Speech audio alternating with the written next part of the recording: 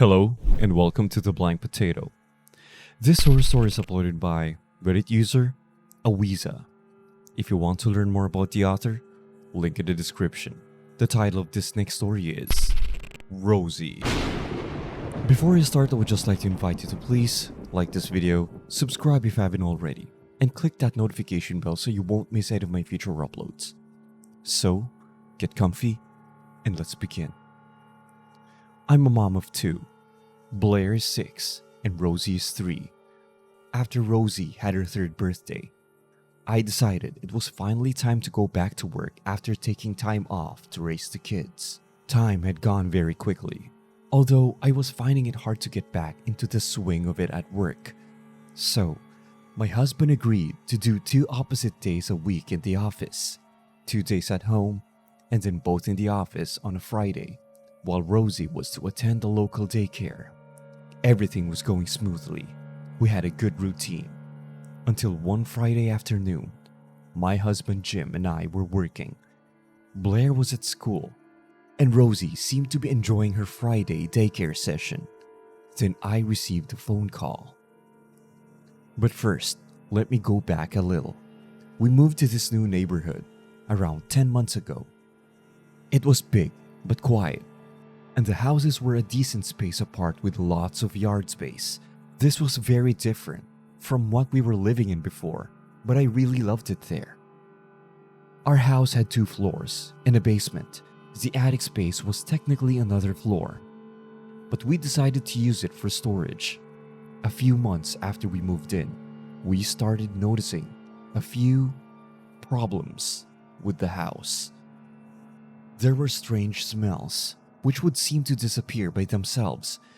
Things would go missing, then turn up in weird places, and food being taken from the fridge. I know what you're thinking. We have kids. These things happen with kids. But no. Even having kids, these things were strange. My toothbrush, ceramic plates, and even the cleaning supplies which were safely locked away would disappear almost daily, then return back to another room a few days later. One time, I awoke in the middle of the night to what I thought was my husband getting up to use the toilet. Although when my eyes adjusted, I saw him still laying next to me. This was strange, as I was sure someone was in the bathroom with the tap running. But after checking, no one was there, and the light and the tap were now off. I asked him about this in the morning, but he confirmed he hadn't gotten up at the time I suggested, so I just brushed it off. Strange things like this would happen frequently. Despite this, as I said, life was going smoothly until this Friday afternoon, when our lives started to turn upside down. Daycare was calling. I was at work in a meeting, but of course, my kids are more important, so I answered the call. And here's how it went. Hello, good afternoon. Is this Sarah, Rosie's mother? Hi, yes, this is she. Is everything all right? Yes, no need to worry, Zara. Just a quick call to let you know that when you come to collect Rosie today, there will be an incident report to fill out. Oh, all right. What's happened? Is she okay? Is everyone else? Sorry to scare you. Rosie is absolutely fine. Everything is okay. There was just something Rosie blurted out today. It's just nothing sinister or anything. Just something she must have heard elsewhere. I won't repeat anything over the phone, but we'll let you know when you come to collect her. We just had to complete an incident report, as it upset some of the older children. I could hear the panic in her voice, but my Rosie? This wasn't like her at all. She was so quiet. I picked Rosie up that day, a little earlier than normal, and the daycare staff informed me she had mentioned something about a man living in her wardrobe who took her toys. I was gobsmacked. Where did this come from? I tried asking Rosie to explain to me what she was talking about, but she had already forgotten.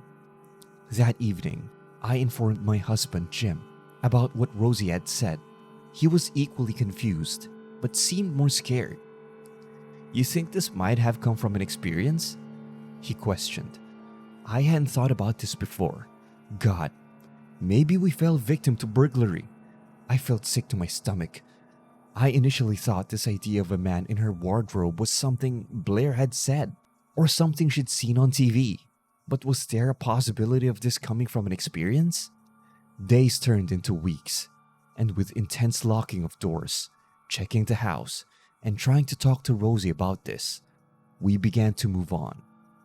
3-year-olds forget things quickly and can say strange things at times, is what we had convinced ourselves. Until one evening, around winter break, Jim and I were sitting in the living room, watching a movie.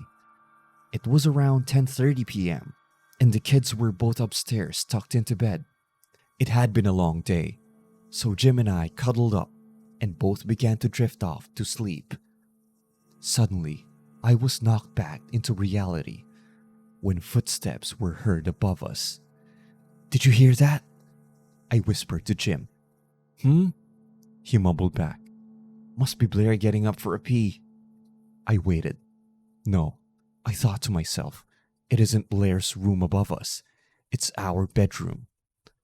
"I'm just going to check." I climbed the stairs, tiptoeing to not disturb anyone.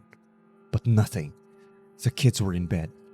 My room was untouched, and there was nothing unordinary. I chalked it up to being sleep deprived and decided to call it a night. The following day was a Sunday, and since Christmas was only a few weeks away, we agreed it was a perfect day to set up the Christmas tree. Jim and I headed up the narrow staircase to the attic, and instantly were faced with an awful smell. It smelled like sewage, and was sorta musty. I worried the pipe may have burst, and that was what I heard last night. But after investigation, it was all fine.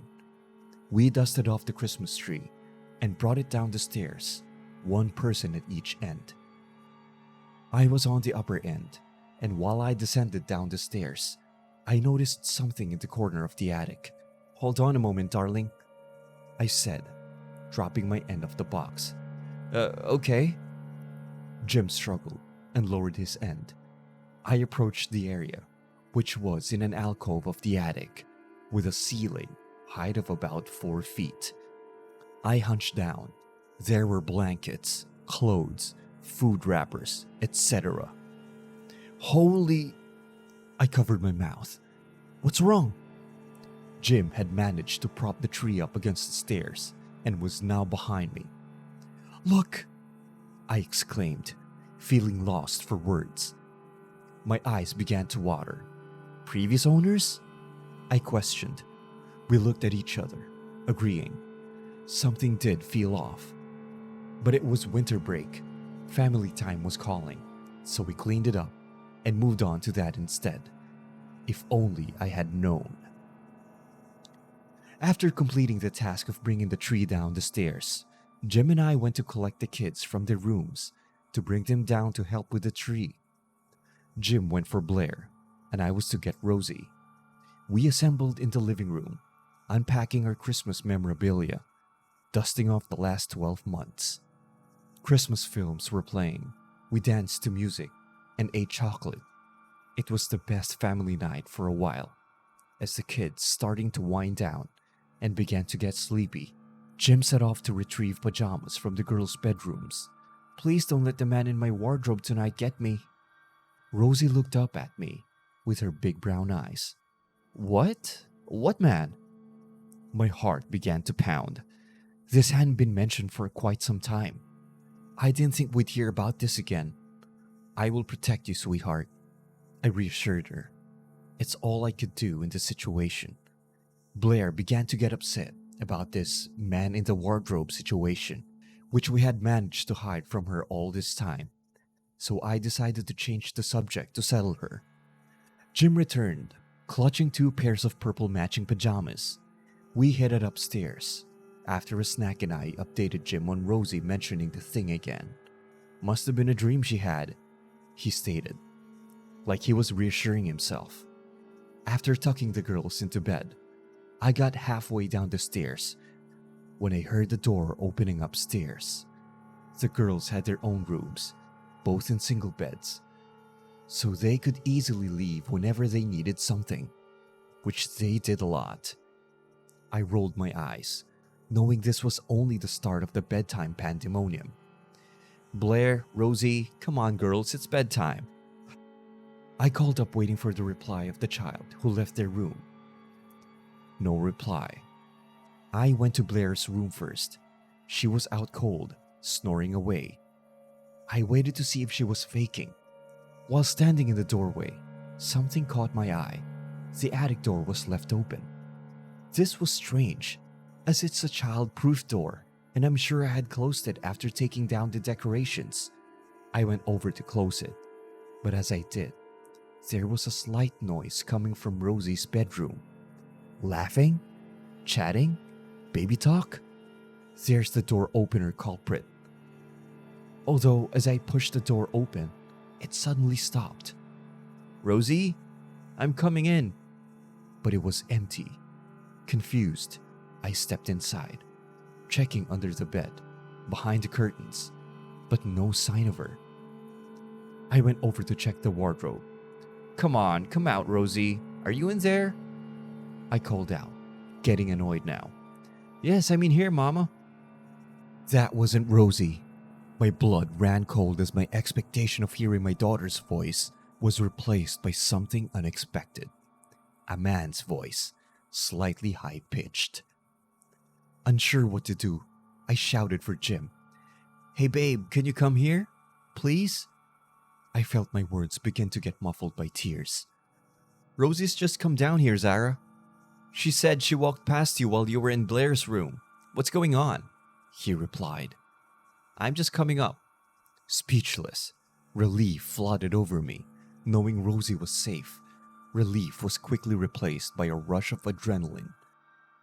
When I swung the wardrobe door open to reveal a dirty old man standing amongst my daughter's sparkly pink dresses, I screamed bloody murder. Before I knew it, Jim was grabbing my arm from behind and pulling me out of the room. Thankfully, he did this in time, as the man was lunging at me, holding one of our kitchen knives. The knife caught my forearm, leaving a gash, but I didn't feel pain. We ran into Blair's room, scooping her out of the bed. I heard the man climbing out of the wardrobe, knocking metal hangers out as he did. Jim and I loaded the kids in the car. The safest thing to do was just to leave.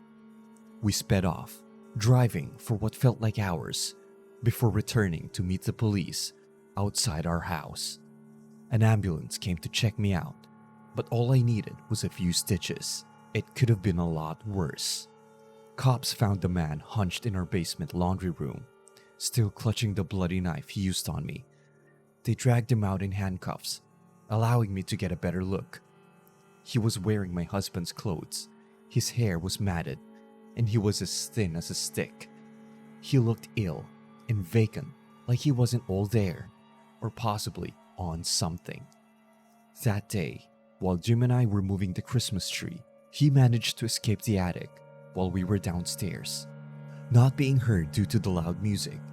Rosie had left her bed that night due to being thirsty, and thank goodness she did, as I can only imagine what would have happened.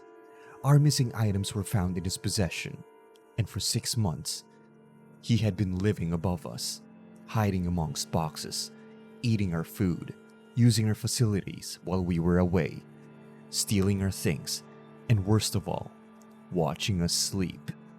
I feel we were lucky in a way, as no one was seriously injured that night.